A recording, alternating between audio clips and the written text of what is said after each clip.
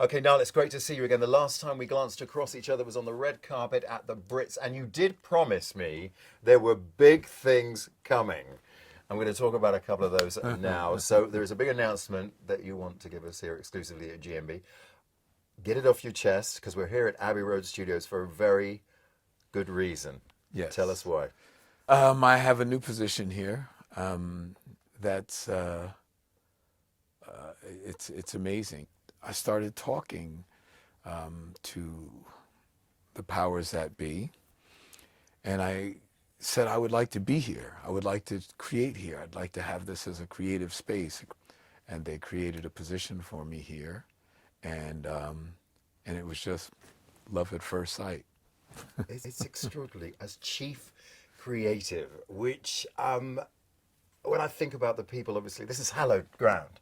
Yes, it is. It's hard to imagine anyone more iconic than yourself, with the experience that you have, to fill that position. I was going to say it's daunting, but it's not. It's actually fun and exciting, because everything we've done here, and every artist I speak to, I always have the proof in my cell phone, because I go, I'm not just making this up. Let me show you what happened yesterday. I said, as a 2-time cancer survivor, I always take pictures at the end of the day to just show people who follow me on Twitter or Facebook and stuff like that, that cancer is not necessarily a death sentence, and that if you face it with strength and conviction, and I always say cancer is not for the weak. You got to go into it with strength and positivity. I just show them every day. I make my job. I give myself something to do so that I don't ruminate on the fact that I'm sick. And now, after 2 bouts of cancer, I'm cancer-free. But I feel great. Honestly, I think I put on shows at my age now better than when I was 25. And that's the truth. I'm not just saying it. I know it seems like an absurd question, but you're going to hear it all the time around you, all the time. You've been hearing it for a long time throughout your, hugely successful and hugely influential life. Well, if you could sum up Nile Rodgers, yourself as the individual, how would you do that? I'm an experimentalist. I'm not a genius. I stumble across hit records.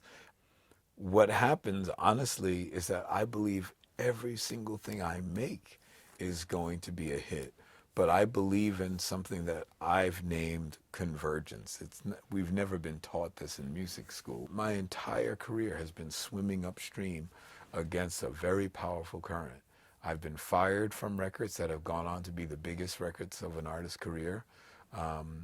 Duran Duran, one of the best stories of my life was when I did that flip, flap, flip, flip, flex stuff and started. Whoop, whoop, whoop, whoop. I had that too. Right.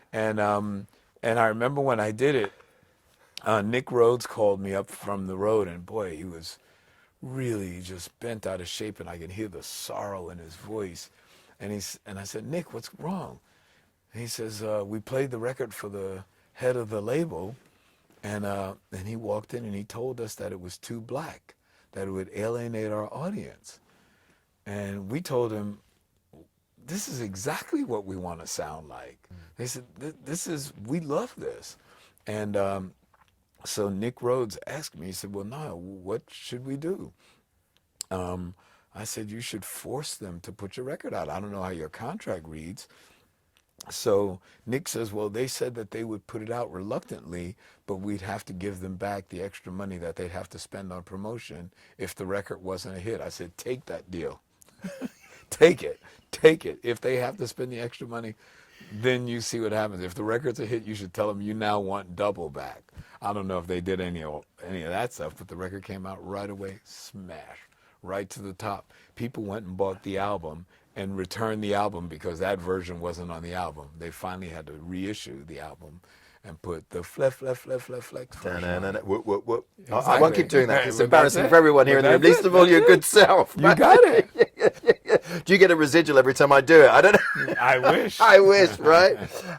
Let's talk about Chic, because for the first time in 25 years, we're getting some new material. And it's typical Chic kind of double entendre. It's about time. It's called It's About Time because it's about time you put out an album, or it's about time, the only really valid measurement in this universe. Time is the thing that defines everything. Thank you so much. Thank you. For Great to see spending you. as much time with us as you have today.